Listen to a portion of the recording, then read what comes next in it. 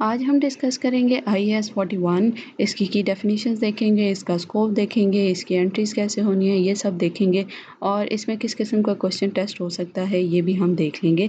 तो सबसे पहले हम इसकी की डेफिनेशंस देख लेते हैं और इसकी की डेफिनेशंस में सबसे पहली डेफिनेशन हमारे पास है बायोलॉजिकल एसिड्स की, कि बायोलॉजिकल एसिड बेसिकली क्या होता है।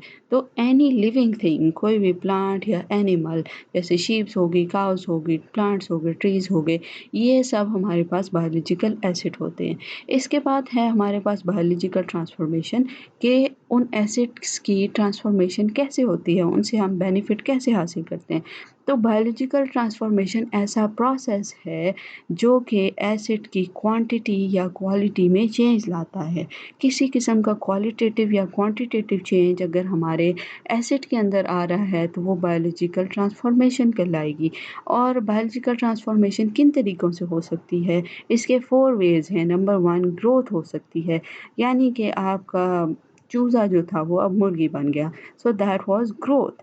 Your Kaif became a cattle, वो हमारे पास ग्रोथ हो गई। उसके बाद हम देख लेते हैं हमारे पास सेकंड जो वे है जिससे ट्रांसफॉर्मेशन होती है वो प्रोडक्शन है, कि आपकी गाय ने दूध दिया, वो हमारे पास प्रोडक्शन हुई। ठीक है, उसके बाद हमारे पास डीजेनरेशन आती है और डीजेनरेशन से मीनिंग ये है कि आपके एसेट में कमी हो गई किसी किस्म की, यानी कि आप का एसेट या तो डेड हो गया। लेट्स से कोई एनिमल था वो डेड हो गया, यानी आप उससे मीट लेते थे तो अब आपका एसेट डेड हो गया, आपने उससे मीट ले लिया। या फिर किसी किस्म का कट डाउन एसेट में जो है हमारे पास वो डीजेनरेशन के अंदर आता है। इसके बाद प्रोक्रिएशन या रिप्रोडक्शन के थ्रू हमारी ट्रांसफॉर्मेशन होती है, और वो क्या है कि जैसे आपकी गाय ने बच्चा दिया तो वो हमारे पास क्या होगी, प्रोक्रिएशन होगी। तो ये इन 4 वेज़ के थ्रू हमारे पास बायोलॉजिकल ट्रांसफॉर्मेशन होती है बायोलॉजिकल एसिड्स की।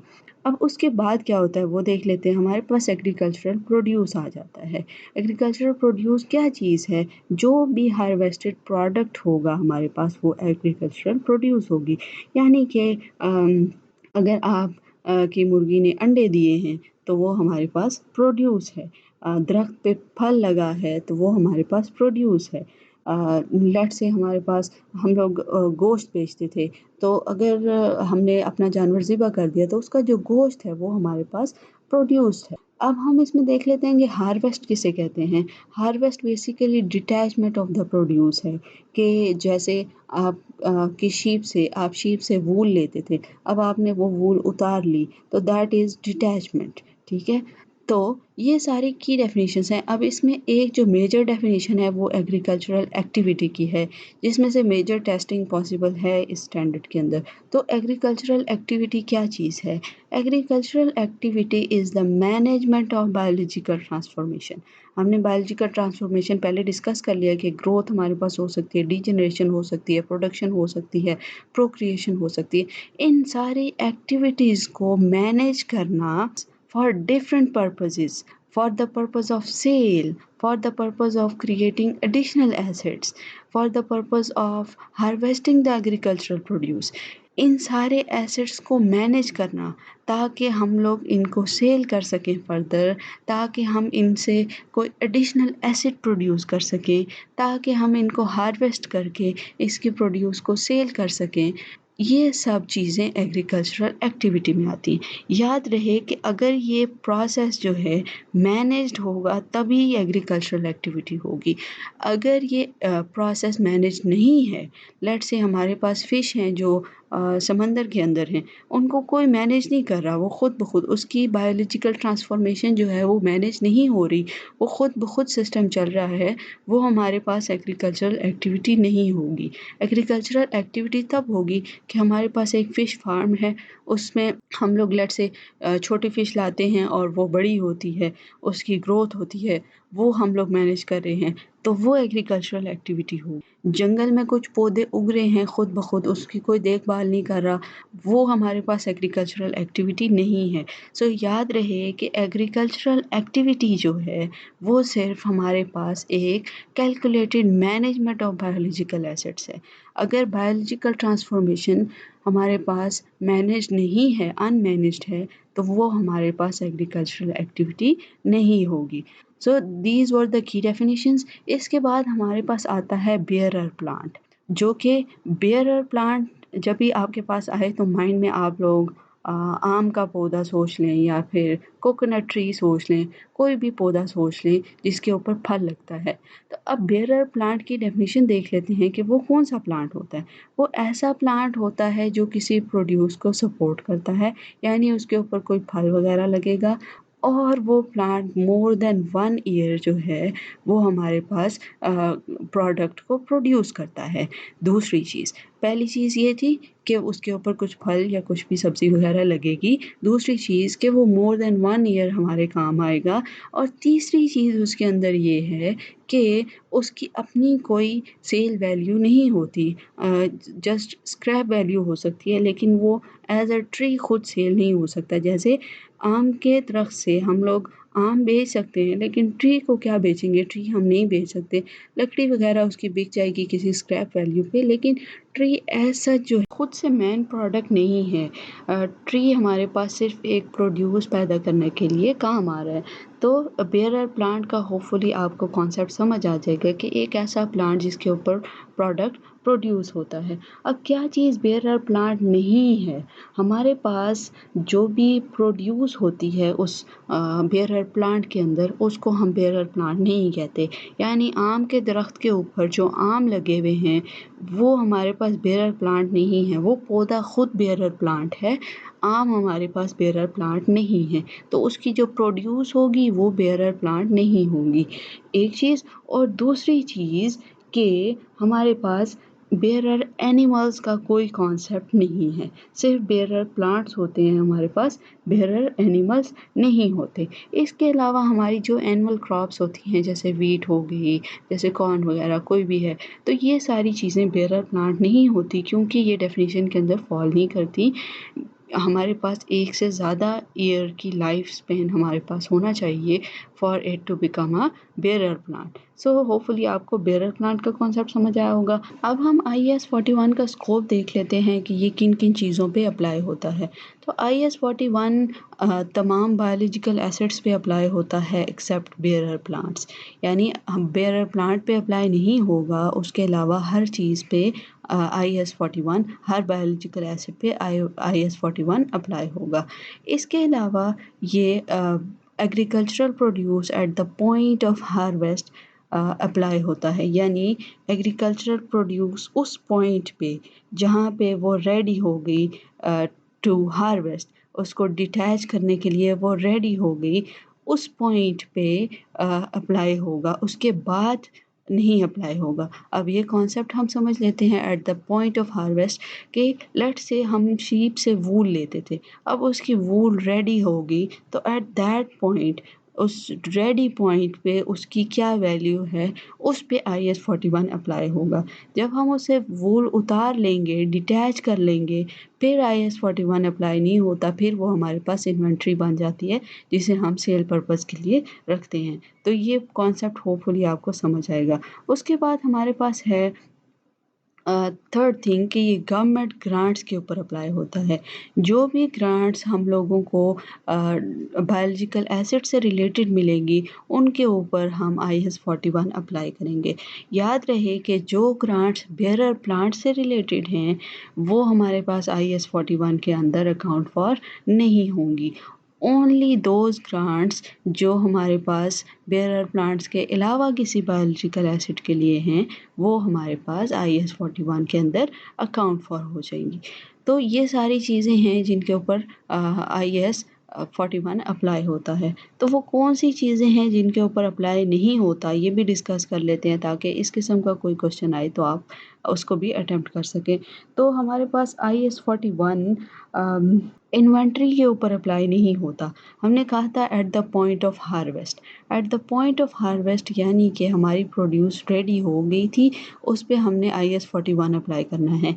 लेकिन जब हमने उसे डिटैच कर लिया, तो अब वो हमारे पास इन्वेंट्री बन गई है, उसके ऊपर IAS 41 अप्लाई नहीं होगा। इसके बाद कोई भी ऐसी लैंड जो हमारे बायोलॉजिकल एसिड को प्रोड्यूस करने के लिए यूज़ हुई है, उसके ऊपर भी IAS 41 अप्लाई नहीं होता। जैसे कि हमारे पास लेट्स से कोई प्लांट थे जो हमने ग्रो किए हुए थे या क्रॉप्स थी वो ग्रो की हुई थी किसी लैंड के ऊपर, तो वो लैंड जो है वो हमारे पास IAS 41 के अंदर अकाउंट फॉर नहीं होती। वो प्रॉपर्टी प्लांट एंड इक्विपमेंट के अंदर अकाउंट फॉर होगी अकॉर्डिंग टू द रूल्स, लेकिन वो IAS 41 के अंदर अकाउंट फॉर नहीं होगी। याद रहे कि जब हमारे पास एक प्रोड्यूस होती है जो हम लेट्स से बीज लगाते हैं लैंड के अंदर, तो उसकी ओवरऑल वैल्यू काउंट करके लैंड की वैल्यू को हमने बीच में से निकाल देना है।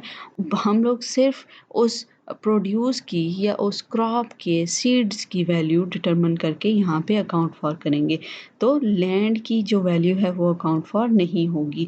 उसके बाद कोई भी बेयरर प्लांट है वो हमने ऑलरेडी डिस्कस कर लिया कि बेयरर प्लांट के ऊपर IAS 41 अप्लाई नहीं होता। इसके अलावा इंटेंजिबल एसेट्स, कोई भी intangible assets related to agriculture हमारे पास इस स्टैंडर्ड के अंदर अकाउंट फॉर नहीं होंगे। सिर्फ हमारे पास टेंजिबल एसेट्स जो कि हमारे बायोलॉजिकल एसेट्स हैं उसके ऊपर ये स्टैंडर्ड अप्लाई होता है। इसके अलावा किसी चीज़ पे ये स्टैंडर्ड अप्लाई नहीं होता। सो होपफुली आपको इसका स्कोप भी समझ आ गया होगा। अब हम रिकग्निशन और मेजरमेंट क्राइटेरिया देख लेते हैं। तो recognition criteria is very simple, ये बाकी एसेट्स की तरह ही है कि बायोलॉजिकल एसेट में भी एंटिटी के पास उसका कंट्रोल होना चाहिए, फ्यूचर इकोनॉमिक बेनिफिट होना चाहिए और तीसरा ये कि फेयर वैल्यू या फिर उसकी कॉस्ट रिलायबली मेजरेबल होनी चाहिए। अगर ये तीनों पॉइंट्स होंगे तो हम एसेट को रिकग्नाइज़ कर लेंगे। अब रिकग्निशन के लिए आपने एंट्री क्या करनी है, आपने बायोलॉजिकल एसेट को डेबिट कर देना है और कैश या बैंक या जो भी रिसोर्स हमारे पास से जा रहा है उसको आपने क्रेडिट कर देना है, तो हमारे पास एसेट रिकग्नाइज हो जाएगा। अब उसके आगे फिगर्स क्या आएंगी, उसकी मेजरमेंट कैसे होगी, इनिशियली क्या वैल्यू है और फर्दर क्या वैल्यू है, ये हम देख लेते हैं। तो इनिशियली आपने देखना है fair value less ultimate cost to sell, उस एसेट की फेयर वैल्यू कितनी है और उसको बेचने में कितना खर्चा आएगा वो हम उस फेयर वैल्यू में से माइनस कर देंगे, तो हमारे पास बायोलॉजिकल एसेट की वैल्यू आ जाएगी ऑन दैट डेट जो हमने रिकग्नाइज करनी है। अब selling expenses, ultimate cost to sell क्या क्या हो सकती है, कोई कमीशन हो सकता है, किसी किस्म की लीगल फ़ी हो सकती है, ये सारी चीज़ें हमारी कॉस्ट टू सेल हैं, उनको हमने फेयर वैल्यू में से माइनस करना है। याद रहे कि एडवर्टाइजमेंट हमारे पास कॉस्ट टू सेल नहीं है। इसी तरह गोडाउन से अल्टीमेट कस्टमर के पास जब हम चीज़ें भेज रहे होते हैं तो जो ट्रांसपोर्टेशन कॉस्ट है वो भी हमारी कॉस्ट टू सेल नहीं है। सिर्फ हमने डायरेक्टली एट्रीब्यूटेबल कॉस्ट यहाँ पे अकाउंट फॉर करनी है। तो जब आपके पास वो फिगर आ जाएगी इनिशियली तो आपने बायोलॉजिकल एसेट के आगे वो फिगर डेबिट कर देनी है और जो रिसोर्स हमारे पास से क्रेडिट हुआ है उसकी वैल्यू आपने वहाँ से लिख लेनी है। किसी किस्म का प्रॉफिट या लॉस जो होता है वो हमारा प्रॉफिट एंड लॉस अकाउंट में अकाउंट फॉर हो जाता है। उसके बाद सब्सीक्वेंटली आपने क्या करना है, फर्दर अगर आपका बायोलॉजिकल एसेट उसकी फेयर वैल्यू इंक्रीज़ हो गई है, आपके बायोलॉजिकल एसेट की वैल्यू इंक्रीज़ हो गई है, तो आप फिर से बायोलॉजिकल एसेट को डेबिट कर देंगे और प्रॉफिट एंड लॉस को क्रेडिट कर देंगे क्योंकि आपके पास अब इनकम हो गई है, वो जो प्रॉफिट एंड लॉस में एज अ इनकम ट्रीट होगी। यानी फ्यूचर में भी fair value less cost to sell करके आपने उसको डेबिट कर देना है और क्रेडिट करते हुए आपने उसकी इनकम को प्रॉफिट एंड लॉस में क्रेडिट कर देना है। तो इस तरह हमारे पास इनिशियल और सब्सीक्वेंट मेजरमेंट्स आ जाती हैं और फार्मूला इज सिंपल। ये बात रट लें इसके अंदर के fair value less cost to sell initially भी और सब्सीक्वेंटली भी। अब उसके बाद गवर्नमेंट ग्रांट्स भी इसके अंदर हैं, उनका क्या करना है। तो गवर्नमेंट ग्रांट्स की जो थोड़ी सी ट्रीटमेंट है वो डिफरेंट है कि ग्रांट्स दो टाइप की होती हैं, एक कंडीशनल होती है और एक अनकंडीशनल होती है। जब भी गवर्नमेंट आपको एग्रीकल्चर के लिए कोई ग्रांट देगी तो या वो कंडीशनल होगी या अनकंडीशनल होगी। अगर तो वो अनकंडीशनल ग्रांट है तो फिर हमारे पास सिंपल है, कैश या रिसीवेबल को आप डेबिट कर दें और इनकम को आप क्रेडिट कर देंगे। लेकिन अगर आपके पास जो ग्रांट है वो कंडीशनल है, यानी गवर्नमेंट ने कोई कंडीशंस इम्पोज़ की हुई हैं कि आपने लेट्स से इतने एनिमल्स प्रोड्यूस करने हैं तब आपको ग्रांट मिलेगी, या इस तरह की कोई कंडीशन है कि आप उस ग्रांट को तब यूज़ कर सकते हैं जब आपके पास इतने प्लांट्स होंगे, इतनी प्रोड्यूस होगी। तो उस कंडीशन में हमने क्या करना है? कंडीशनल ग्रांट की सिचुएशन में आपने कैश को डेबिट कर देना है और क्रेडिट में बजाय इनकम के अब हम लायबिलिटी रिकॉर्ड कर देंगे, क्योंकि वो तब तक लायबिलिटी होगी जब तक वो कंडीशन फुलफ़िल नहीं हो जाती। तो आपने कैश को डेबिट किया और लायबिलिटी को क्रेडिट कर दिया। फ़र्दर जब वो लायबिलिटी ख़त्म हो गई, यानी वो कंडीशन फुलफ़िल हो गई, तो अब आपने लायबिलिटी को ख़त्म कर देना है, लायबिलिटी को डेबिट कर देना है और इनकम को आपने क्रेडिट कर देना है। यानी दोनों कंडीशंस में थोड़ी-सी एंट्री डिफरेंट हो गई कि फर्स्ट वन में हमने लायबिलिटी रिकॉर्ड नहीं की थी क्योंकि उस पे कोई कंडीशन नहीं थी। सेकंड फॉर्म में हमने हमारे पास एक कंडीशन थी, इसलिए हमने उसके ऊपर लायबिलिटी रिकॉर्ड की थी जो कि कंडीशन फुलफ़िल होने के ऊपर ख़त्म होगी। तो ग्रांट्स की सिचुएशन में आपने ये एंट्री करनी है। तो हमारे पास तीनों पॉइंट्स थे उसके, प्रोड्यूस के ऊपर भी, बायोलॉजिकल एसिड की और गवर्नमेंट ग्रांट्स की एंट्री हम लोगों ने सीख ली। तो इस तरह आपका IAS 41 जो है वो कंप्लीट हो जाता है। इसमें यही ट्रीटमेंट्स हैं जो आपने देखनी है और फर्दर जो इसके डिस्क्लोज़र्स हैं वो इंशाल्लाह हम लोग नेक्स्ट पॉइंट्स के साथ, क्वेश्चंस के साथ डिस्कस कर लेंगे कि इसमें आपने डिस्क्लोज़ क्या-क्या करना है और इसकी एंट्रीज़ आपने कैसे-कैसे करनी है। Thank you so much. I will see you in the next video. Make sure you subscribe before going and share this video with your friends and whoever who is in CA or who is doing any other accounting course.